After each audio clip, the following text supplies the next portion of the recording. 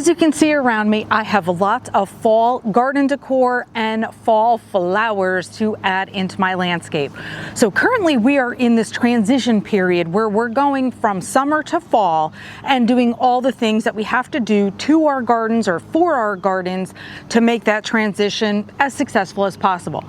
Now, in my opinion, transitioning from season to season is actually kind of exciting. It gives us something new to look forward to because we're freshening things up in a seasonal, different way. Whether that means adding things like mums, which are, known to be a fall flower, or decor or whatever to make the look of the garden go with the way that the air feels and the way that our moods feel. That's part of it, as well as making sure that our goodies are all taken care of and getting tucked in for the cooler temperatures and things like that. Transitions from season to season are going to be different for every person and every person's garden, depending on where you live and what your soil is like and all those things.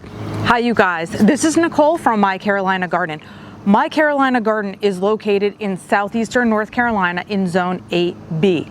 So since I'm in Zone 8B, my fall is going to look different than someone who say is in Zone 6 because they're getting colder temperatures maybe before I am. I'm really not going to see frost here for a long time, for example.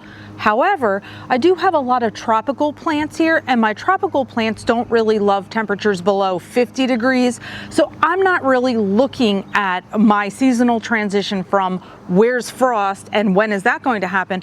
I really need to pay attention to when my temperatures are going to dip below 50 degrees. So today I'm going to be working on transitioning my backyard into the fall season. So it's a time to get some maintenance done and clipping back and things like that, neatening up so then I can beautify. Since I had just given you a backyard garden tour, I know that you're familiar with a lot of the things that I have going on in here, but something else that needs to happen, for example, is right here, my black-eyed Susans. They need to be completely cut back. Oh my gosh, they're just looking awful. So I have those on both sides of the sunshine ligustrum over here. My creeping moss phlox, which is this right here, also, it just looks absolutely awful this time of year. So I want to make sure that even if I'm not clipping that back, I'm maybe covering it. Maybe I can put some colorful flowers in pots over top of it, because the creeping moss phlox looks amazing in the early spring. So I don't want to like mess with it too much, but adding some additional color is going to be necessary in here. I want to get some decor going in here. And also, let's start to talk about some overwintering. With the sun being where it is, I know this is a little bit of a weird shot, but I'm trying to get two things in here. One is my mandevilla that has been growing in my waterfall this year. And then secondly are my caladiums that are growing along my pathway in my secret garden. Now, both of those things are items that I am going to overwinter, take them up out of the ground, out of the waterfall, and put them inside my greenhouse to overwinter. Here's the thing I wanted to mention about that. Because I'm in Zone 8B and because I have quite a while until I have to worry about those really cold temperatures affecting these plants, I'm not going to be digging them out now for the summer to fall transition. Instead, I'm probably going to wait, I want to say till maybe early November to do things like that. So my greenhouse will get back put into some tip-top shape for the November time frame, and then I'll be able to start putting all the plants in there. Because quite frankly, it still gets quite hot in the days right now. And if I put things in the greenhouse, they're gonna bake in there. So just pointing out some thoughts about overwintering. I'm thinking about what I'm going to do, but I'm not ready to take that step just yet. Okay, so the first things first, getting rid of all the stuff that looks disgusting behind me for now. So we gotta clip back all the dead junk. Black-eyed Susans, ugh.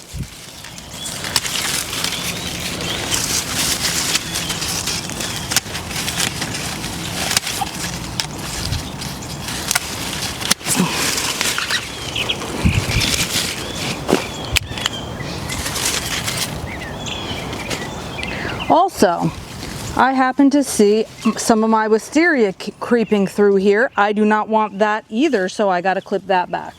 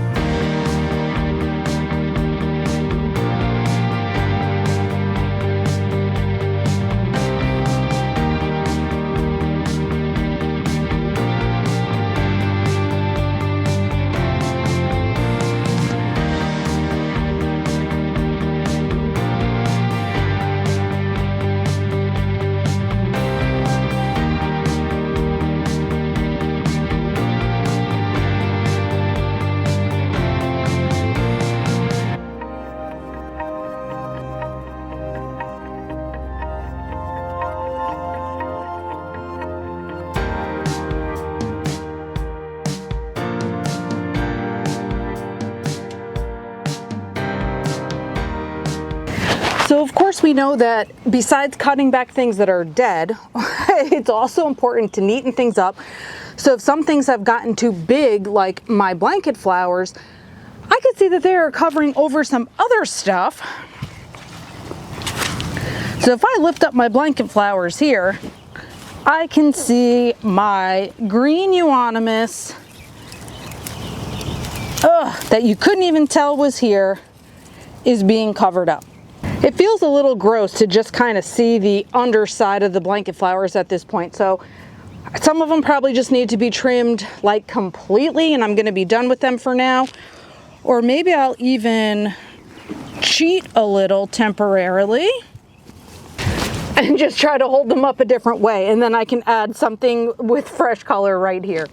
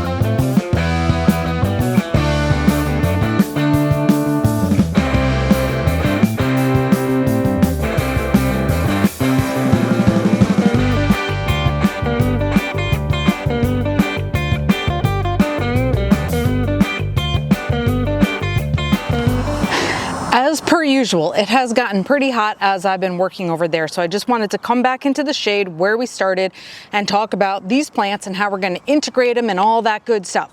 Now, I have been talking about different kinds of mums, like more fun style mums, as my preference to regular mums. So this is a Vita mum. This is one of the ones I was talking about that has like that starburst shaped flower, as compared to a regular mum like this that has a more round appearance to its flower shape.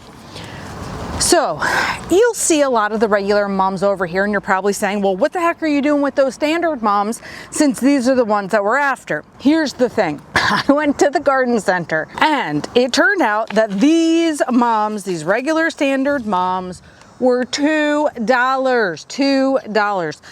It was at Walmart, and this happened yesterday, and I couldn't have any self-control for a $2 perennial. And actually, not only can I integrate them into my garden here, but I'm probably going to keep these yellow ones in pots, or a mixture of some of these in pots, and then I'm actually going to use them to decorate my office too. We have some big things happening in the office coming up, and I want to make sure it looks beautiful and colorful inside of there as well. So I figure they're dual purpose and that inexpensive as well. So I got some mums, I got some pumpkins, got a few other clearance plants that we're going to talk about in a moment. But let's start moving some things over into the rock garden where I just cleared out all the junk, and let's start seeing if we can beautify and how things pull together over there. So here's what we're gonna do. I think these two mums together are going to make a really pretty pot. So I'm gonna take them out of those pots, put them into these pots. These are the ones that I had gotten on clearance, and so they were like a couple of dollars. So I'm going to be able to make like a really pretty flower pot here for like $6 altogether. All I have to do is drill the drainage holes at the bottom of these gray planters.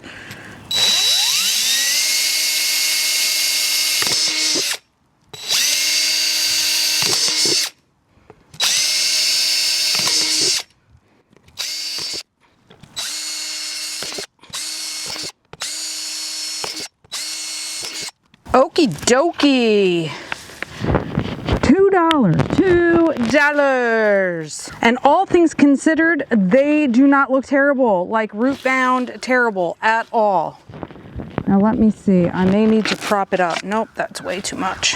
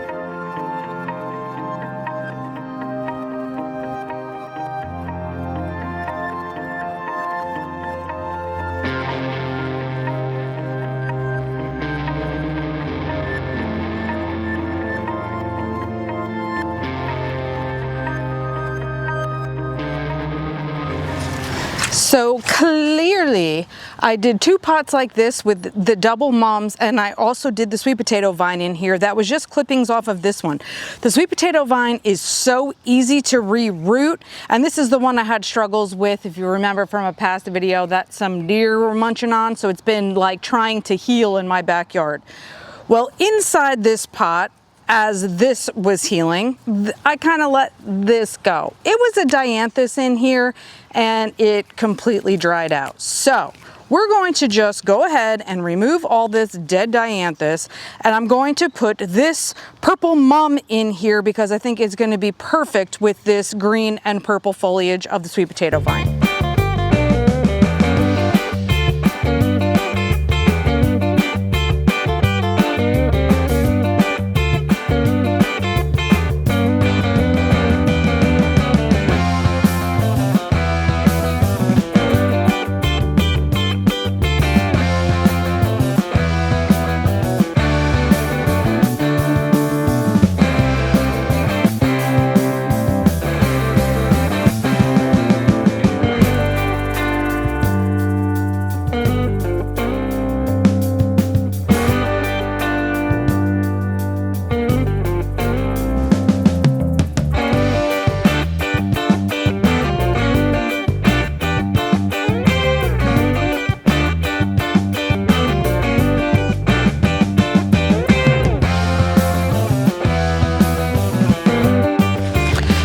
So we are down to the last 4 plants that we haven't fully talked about. One of them is the snapdragon. So, you know, snapdragon's awesome because it gives you that cooler season color. This one is going to go into the ground. Also, the Vitamum, like the special kind of mum that I talked about, this one is also going into the ground because I want this to stay in my landscape permanently. Even if the home of him may change over time, because I'm not afraid to dig up a perennial and put it somewhere else that it may look better. But this one is going to go in the ground also. This is the last mum to talk about. This is another one of the $2 clearance mums that I got, but I felt super lucky because this one wasn't even open yet. I have absolutely no idea why this one was on clearance, but it is showing that it's going to be orange according to the tag. So I have to figure out a place for him. And then lastly, but certainly not least, this is a mandevilla that I got on clearance for $3. $3. It was originally $25. I got 2 of these. That did show restraint because trust me when I say I would have wanted to get all of the ones that they had there. But I have to overwinter the mandevilla, so I wanted to be very thoughtful about how many mandevillas I'm gonna have in my greenhouse or how much space overall I'm gonna have, etc. This guy is gonna go into a pot with some yellow mandevilla that I have that hasn't been extremely showy this year, so I'm gonna mix them up. I think this one will be red, and like I said, I bought 2 of these guys, so both will overwinter in the greenhouse. Let's talk about my beloved head planters. Now I get that head planters are not for everyone. They can be kind of spooky looking, and I didn't really fall in love with them until last year. But if you saw a few videos ago, I did some fun little things with the head planters. I'm just saying possibilities are endless with these guys. So they were not meant to be together, but I would just like to show you that the stuff that is inside my head planters right now is actually planted in here. So I have a piece of the Autumn Joy sedum, I have a piece of Purple Heart, and I have the Cascading Rosette sedum in my little girl planter. Now in this one, which I'm just calling a boy planter, I have 2 begonias. They're white, so they're difficult to see. They're over here. They just kind of reseeded in a different spot of the yard, so I just picked them up and plopped them in here. Another piece of Purple Heart. So the Purple Heart, remember, is that like real fleshy, like succulent style plant that you can just break pieces off and stick them in the ground and they re-root, or stick them in soil. So that's what I did here. And then this one has the lemon coral sedum as the rest of its hair. So I did the baby pumpkins and then the adorable everything else that's in here. So that's that white pumpkin right next to my pink twister lanai verbena. So that's awesome. And let's see what else I added in here to show you.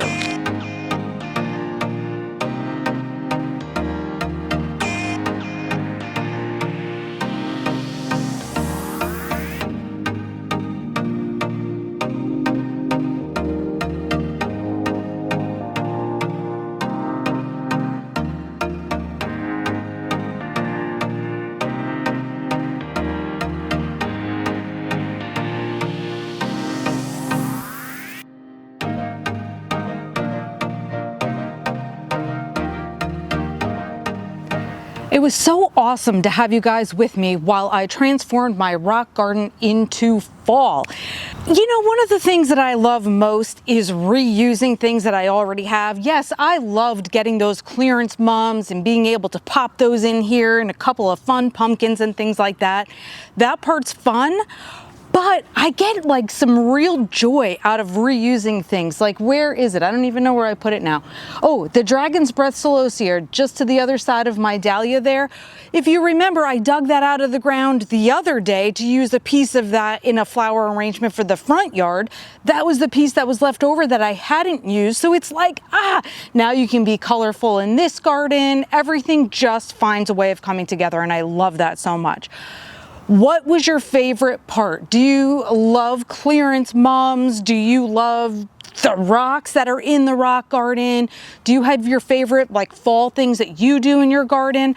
By the way, I am leaving my blue bench with a little bit of a vignette set up. I found that's another thing that I love, is setting up little vignettes so you get to just enjoy visual nooks. How's that? Visual nook. So that I am leaving set up as well. I just feel good and happy. It was a hot day for a fall setup, but we got it done. And again, thank you for being here with me. I would love it if you subscribe to my channel so that my videos can keep showing up in your feed. And until next time, happy planting.